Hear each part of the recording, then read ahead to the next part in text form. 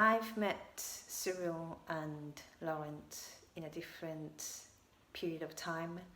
Laurent a couple of times before we started to work together, and then Cyril when I was in Geneva to create an album, Plays and Pages, together. I was asked to make a composition for two musicians, whether it was a constraint to create a piece for those who would be playing together but yet in a different spaces. It wasn't a constraint just because I'm quite used to having that similar situation in my territorial field, composing the text scores for other people who aren't in present with me. Whether the situation of the lockdown and pandemic affected this piece, yes and no. It was a very good period of months when I could revisit some of the ideas and think over again and again these interested ideas and materials that I had neglected, and this was one of them. So bringing back to all of the stored memories in my brain and actually write down a piece with it for other people. So yes, I had more time to reinvestigate my ideas. This is the living room and a bit of workspace that quite a lot of my work has been produced during the lockdown. I would be sitting down there or there, and perhaps I would be sitting down in a piano I was given a few years ago by my friend for free, and I've left it in the kitchen so that anyone can sit down and play, including myself.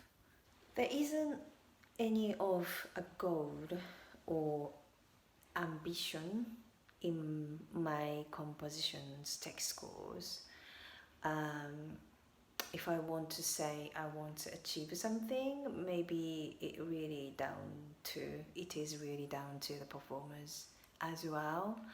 But what I was interested in was that this is the score, but this idea of grey, that grey is just not a colour when everyone says grey as a colour. It's a colour without colour. It's a mixture of white and black.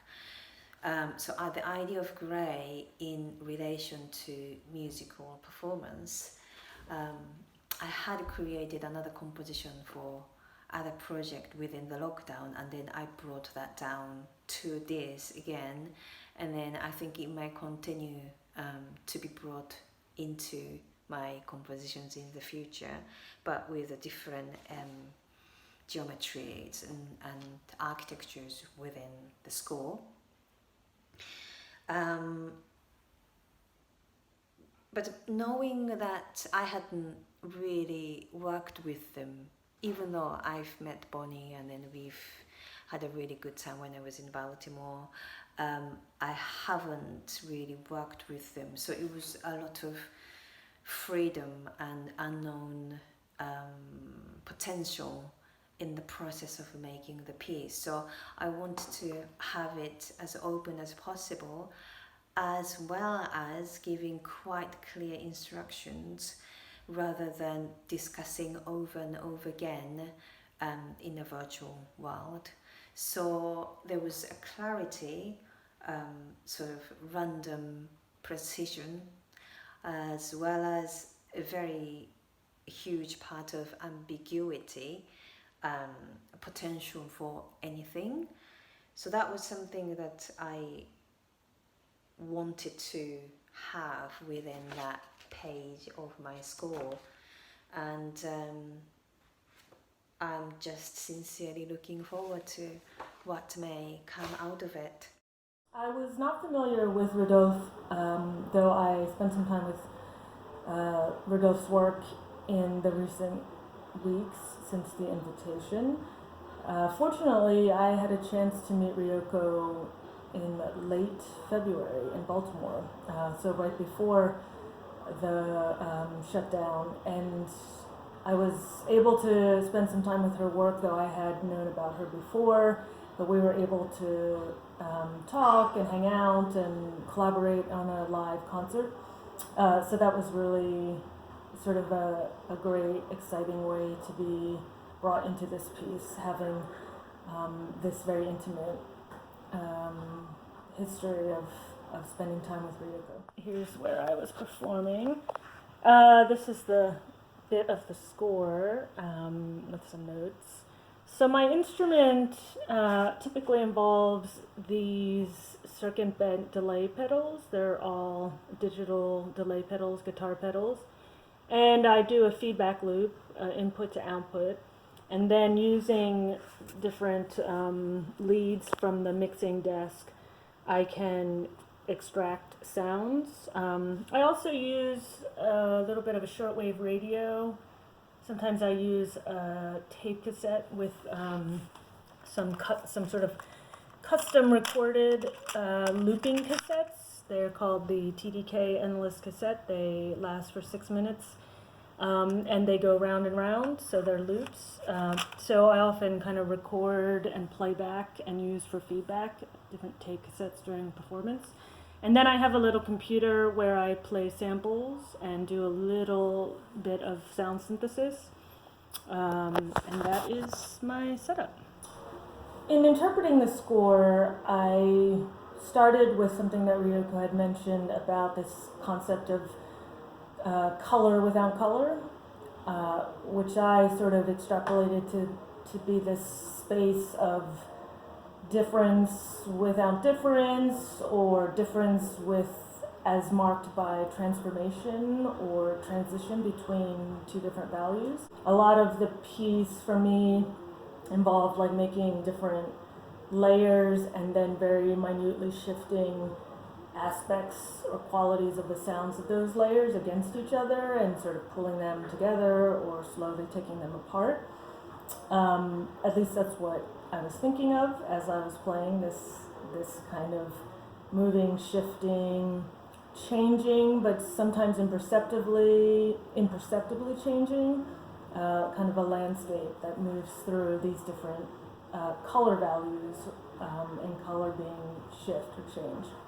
For this piece, not knowing Rodolphe and not knowing or having as much intimacy with his musical palette, I found myself imagining more about a sort of invented space that would be created by having two people kind of bridging their sounds together through the score. So it was a slightly different approach to how I would play if someone was in the room, of course. But it was also something that I don't think you have as much access to when you're playing with someone who's right next to you, which is this real projection and imagined building of a space. So this new kind of surreal space is not the room, it's not our bodies, it's not bound by time. It's actually this more hyperspace that is more or less based on a certain kind of intention, attention to find each other in the piece, to interpret and think about the interpretation of someone else simultaneously. So I'm really interested in that right now, this aspect of what are the spaces that we could create musically and obviously socially and politically as the time demands. Pourquoi j'ai décidé de travailler avec Bonnie Jones? J'ai découvert Bonnie Jones lors de l'écoute de ce CD en trio avec Christine Abdelnour et Andrea Neumann, lors des écoutes nocturnes que je fais régulièrement, dans le noir le plus total, pour laisser libre cours à mes émotions, mes sentiments, ma réflexion, et j'ai passé un excellent moment. Du coup, le projet Distance était l'occasion de concrétiser cette rencontre avec Bonnie. Après avoir reçu la partition de Ryoko Akama et en avoir pris connaissance, j'ai eu une discussion par mail avec Bonnie Jones sur l'interprétation de cette partition. J'ai choisi d'être précis sur la décomposition du temps, car cette partition est un dégradé de blanc au noir par différents gris. Vous pouvez voir que j'ai noté tous les times pour être le plus précis possible dans mon crescendo et la matière que je vais faire évoluer. Pour faire cette matière, j'ai utilisé des graines posées sur ma caisse claire que je vais manipuler avec mes doigts pour essayer d'en avoir le maximum de son. Pour faire évoluer cette matière, j'ai utilisé différentes cloches, graines, encore une cloche, également un moteur ici démonté, un bol tibétain et ces petites graines. J'ai également, pour modifier le son, utilisé un chiffon sur ma caisse claire pour avoir un son mat avec, ou alors en l'enlevant, un son brillant. Et je fais une relation entre la partition graphique de Ryoko Akama et mes pastels. Non, cependant il y a un lien en commun qui est le geste. Pour la création de l'œuvre de Ryoko, il est précis, réfléchi. Et pour mes pastels, il est totalement libre, comme un exutoire.